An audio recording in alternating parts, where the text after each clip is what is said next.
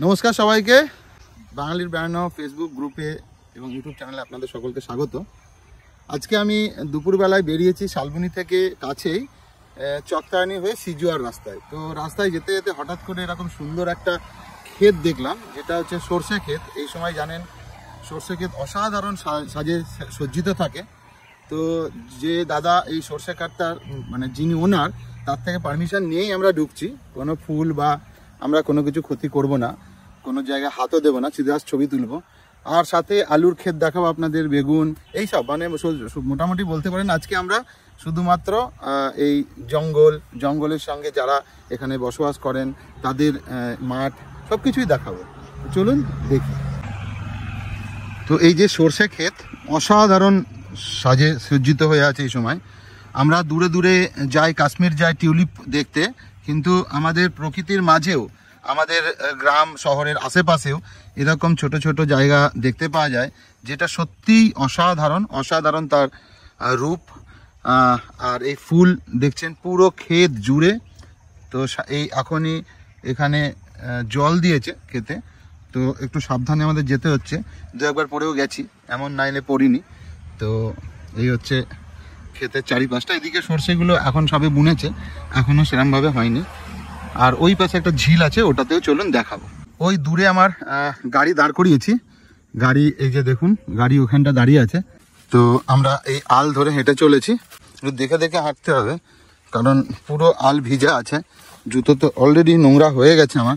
এই যে এখানে চলে এলাম, সর্ষে ক্ষেতের পাশেই দেখুন বেগুনের সুন্দর ক্ষেত, অসাধারণ গ্রাম্য পরিবেশ। প্রকৃতির মাঝে এরকম থাকতে বেশ ভালোই লাগে। তো সবসময় আমি প্রকৃতিকে প্রাধান্য দিই বেশি, তো সেজন্য এইসব জায়গায় ঘুরে বেড়াই। সামনে একটা ঝিল আছে, চলুন দেখায় ঝিলটা। এই যে অনেক বড় ঝিল,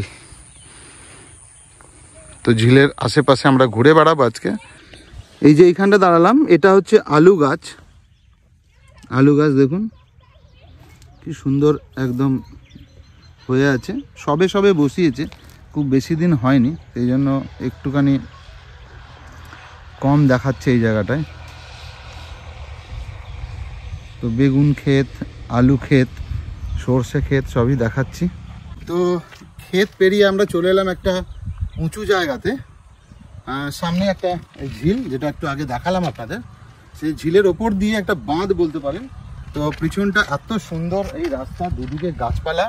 চলুন এদিকটা একটু হেঁটে দেখি কি আছে।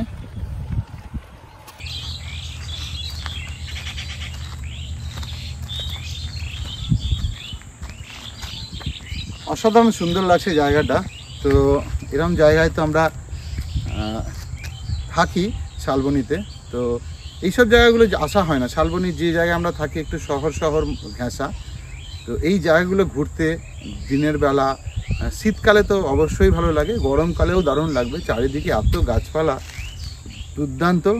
ওই নিচে আমরা গেছিলাম, ওই যে দূরে দেখছেন ঝিল, ওই ঝিল থেকে আমরা বেরিয়ে এবার রাস্তার দিকে আসছি আমাদের গাড়ির পথে।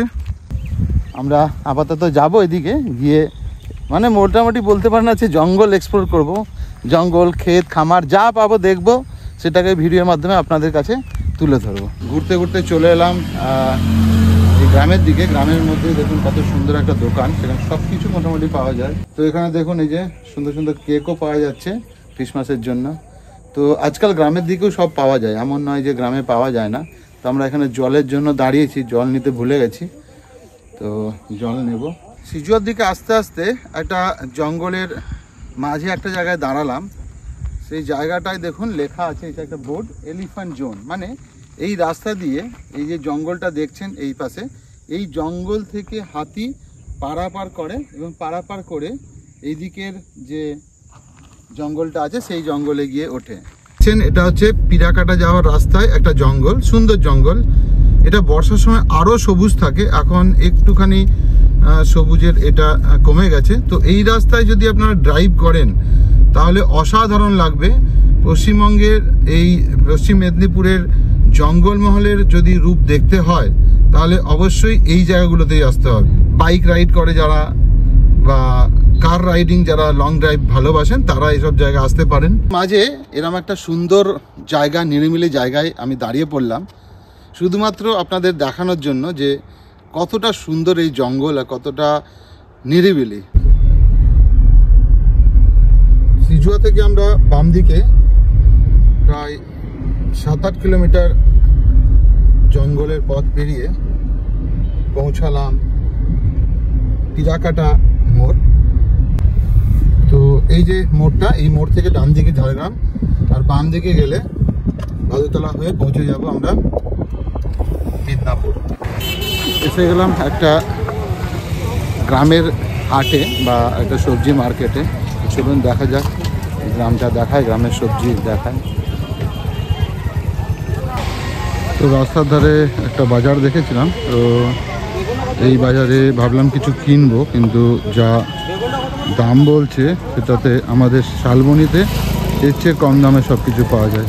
আসলে রাস্তার ধারে তো প্রচুর লোকজন এসছে, গাড়ি দাঁড় করিয়ে সবাই কিনছে, ওই জন্য এদের দামটা বাড়িয়ে দিয়েছে। ঠিক আছে, এখানে কিনবো না।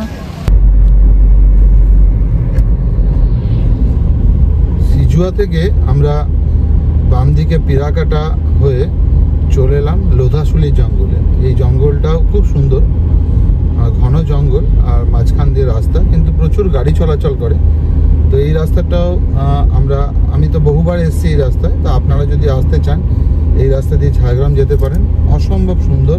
বা ফেরার সময়ও এই রাস্তাটা আপনারা ব্যবহার করতে পারেন। তো এই লোধাশুলির জঙ্গল দেখুন।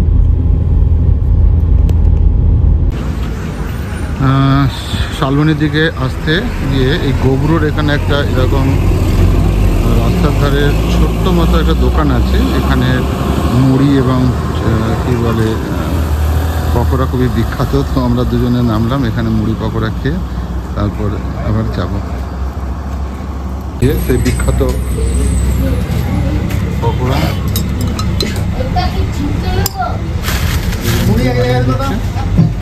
মুড়ি পকোড়া আর একটু কী বলে শুকনো লঙ্কা, ঘুগনি সব মিশিয়ে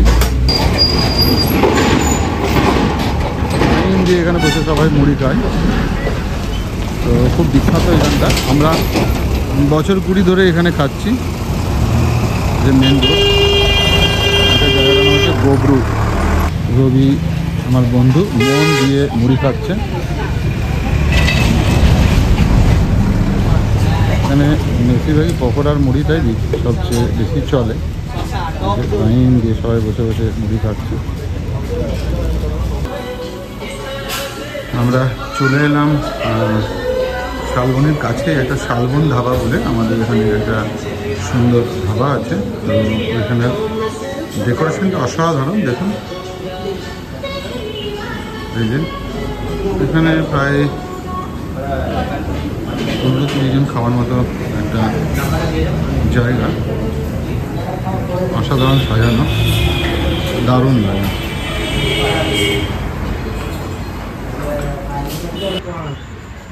তো সারাদিন আমরা কি করলাম আপনাদের দেখালাম।